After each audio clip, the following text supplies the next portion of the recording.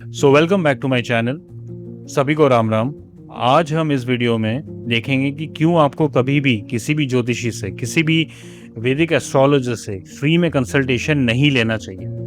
In this video we will see why you should never ever take a free consultation from a Vedic astrologer. ठीक है, इसके पीछे का logic क्या है और क्यों ऐसा नहीं करना चाहिए, और अगर आप ऐसा करते हैं तो क्या क्या कॉन्सिक्वेंसेस आपको भुगतने पड़ सकते हैं। So let us begin the video. Okay, so what exactly is ज्योतिष? ज्योतिष है क्या? देखिए, ज्योतिष is basically a study of space and time. ठीक है, हमारे पूरे कॉस्मोस को, ठीक है, पूरे हमारे यूनिवर्स को हमारे ऋषियों ने बहुत सारे छोटे छोटे पार्ट्स में डिवाइड किया। जो हमारा स्काई का जो मतलब आकाश तत्व है, जो हॉराइजन है, उसको हमारे ऋषियों ने मल्टीपल साइंस में डिवाइड कर दिया। उसको हम लोग राशियां बोलते हैं, जो कि एक पर्टिकुलर इमोशन को डिनोट करता है। ठीक है, so the rishis were basically keen to map the journey of a atma. देखिए, सनातन धर्म में ना हमको ये हमेशा से बताया गया है कि जो हमारा ये शरीर है, this is a biomechanical suit. ये आज नहीं तो कल खत्म हो जाएगा, लेकिन आपका जो सोल है वो इटर्नल है, वो कभी मरता नहीं है। वो है ना, मतलब it is simply a form of energy that gets transferred from one form to another. ठीक है, सो ऋषि जो थे हमारे, they were very keen on mapping the journey of this आत्मा, of the soul, not of the person. हम लोग ना हमारी पर्सनालिटी को एक आइडेंटिटी के साथ जोड़ते हैं। जो ऋषि थे, जो ज्योतिष है, वो आपके आइडेंटिटी को लेके बात नहीं कर रहा है। वो बात कर रहा है कि आपकी आत्मा का जर्नी क्या है। Okay, so it is the cosmic tracing of the soul's journey on this particular plane.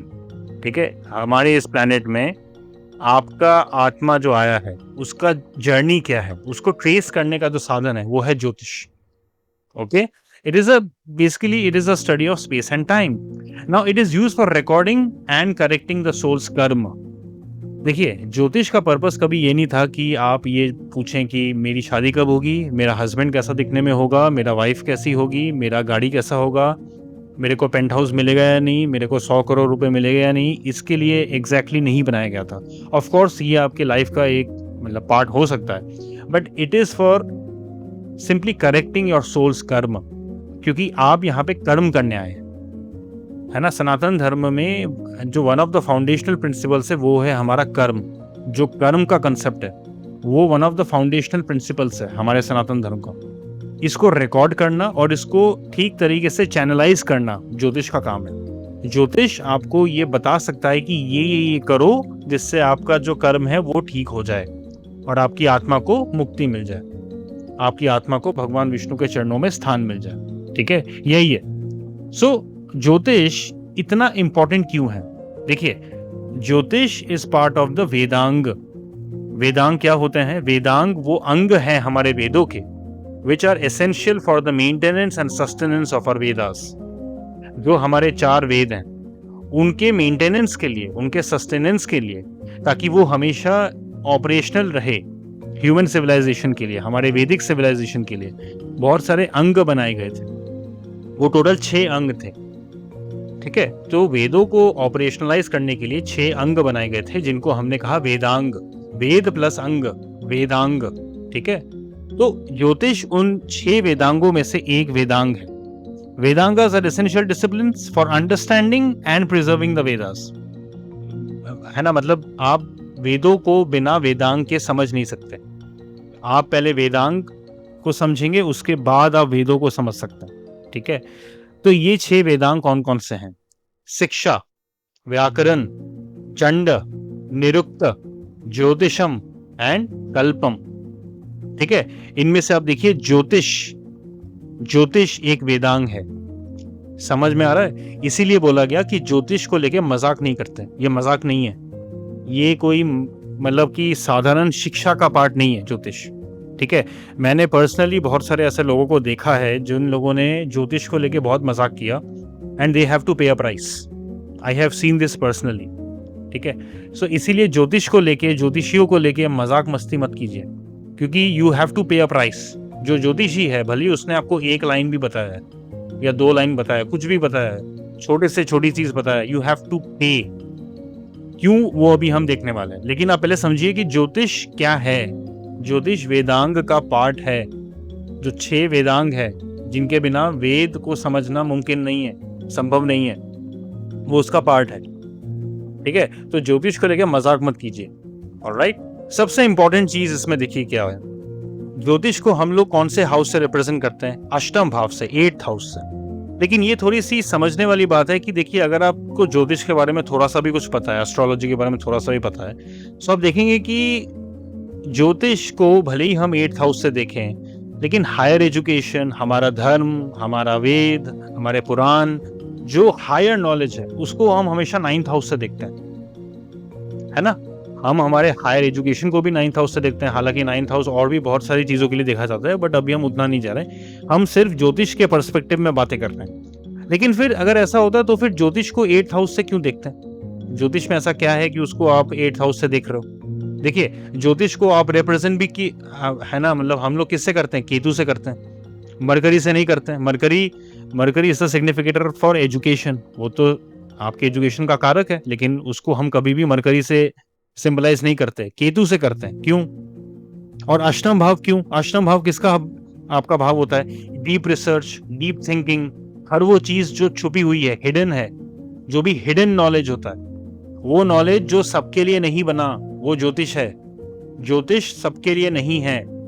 ज्योतिष एक बहुत ही सेलेक्ट फ्यू लोगों के लिए है। पहले के जमाने में बहुत elite section of the society था जो ज्योतिष को पढ़ता था, समझता था। ये विद्या सबके लिए नहीं बनाई गई थी। ठीक है, इसीलिए ये 9th हाउस का पार्ट नहीं है। 9th हाउस ठीक है, आपका मतलब आपके जो धार्मिक रिचुअल्स हैं, आपके धर्म से रिलेटेड जो पढ़ाई है, वो सब है, लेकिन ज्योतिष को उसमें नहीं रखा गया, क्योंकि वो वेदांग है। वेदांग सबके लिए नहीं है, वो बहुत सेलेक्ट फ्यू लोगों के लिए है जो उसको समझ सकते हैं। राइट, सो जब आप एक ज्योतिषी से फ्री कंसल्टेशन लेते हैं, you are destroying your 8th house. आपने उस विद्या को यूज कर लिया, उससे कुछ निकाल लिया, बट आपने बदले में कुछ दिया नहीं, because this universe operates on energy balance. हम लोगों ने फिजिक्स में पढ़ा होगा ना कि मतलब एनर्जी कंजर्वेशन प्रिंसिपल, वो चीज सब जगह एप्लीकेबल है। आपने किसी से कुछ लिया, आपको वापस देना पड़ेगा। जो कर्म करोगे वही आपको भोगने को मिलेगा। हमेशा बैलेंस रहेगा नेचर में हमेशा बैलेंस रहेगा। ये सनातन धर्म का एक फाउंडेशनल प्रिंसिपल है। जैसे मैंने पहले बताया आपको कि जो कर्म का कंसेप्ट है, that is one of the foundational principles of Sanatan Dharma. So अब आपने फ्री में कंसल्टेशन ले लिया, क्या हो गया? आपने अपना 8th हाउस डिस्ट्रॉय कर लिया। ठीक है, आपने अपना सूर्य खराब कर लिया। सूर्य कौन है? सूर्य हमारे नेचुरल आत्मकारक है। तो आपने 8th हाउस को तो खराब कर ही दिया, आपने सूर्य को, जहां पे भी आपकी कुंडली में सूर्य बैठे हैं, उसको भी खराब कर दिया। सूर्य की राशि कौन सी है? लियो। लियो को भी खराब कर दिया। लियो जिस भी हाउस में आपके आते हैं, उसको भी आपने खराब कर दिया। और कहीं ना कहीं आपने अपना पंचम भाव भी खराब कर दिया। क्यों? वाई? क्योंकि 8th हाउस से जो 10th हाउस है, वो है आपका 5th हाउस। जो अष्टम भाव का कर्म आपको भोगना था, वो पंचम भाव है। इसीलिए 5th हाउस को इतना इंपॉर्टेंस दिया गया है। इसलिए बोलते हैं कि आपकी कुंडली में सब कुछ खराब है, लेकिन अगर 5th हाउस ठीक है, आपका जीवन अच्छे से ठीक ठाक तरीके से बीत जाएगा, आप मैनेज कर लोगे चीजों को। राइट, सो आपने इसको भी खराब कर दिया। अगर आप इसको थोड़ा सा और बारीकी से समझें तो आप ये भी देखेंगे कि 8th house is also 11th from your 10th house. ये आपका 10th हाउस है, right. 8th house is 11th from the 10th house. आपने अपने प्रोफेशन, आपने अपना कर्म बिगाड़ दिया। आपने 8th हाउस की चीजों को यूज किया विदाउट गिविंग बैक समथिंग। इसीलिए कहते हैं ना, 8th हाउस को ना ज्योतिष में बोला गया, it is something that can not be understood completely. ये हिडन नॉलेज है, ये मिस्टिसिज्म है। ये जितने भी हमारे तंत्र हैं, जितने भी अकल्ट साइंसेस हैं, जिनमें से ज्योतिष एक है, उसको हम 8th हाउस से रिप्रेजेंट करते हैं। 8th house also represents deep research, deep knowledge, deep thinking. हर वो चीज जो कॉमन पब्लिक के लिए नहीं बनी है, वो 8th हाउस है। आपने उसको खराब कर दिया फ्री में कंसल्टेशन लेके। क्यों? क्योंकि 8th हाउस ज्योतिष है। आप एनर्जी बैलेंस नहीं कर रहे हैं, आप उसको बर्बाद कर रहे हैं। दूसरी चीज, ये बात हुई सिर्फ आपकी, लेकिन अब आपने देखो क्या क्या किया। 8th house is also 4th from your 5th house.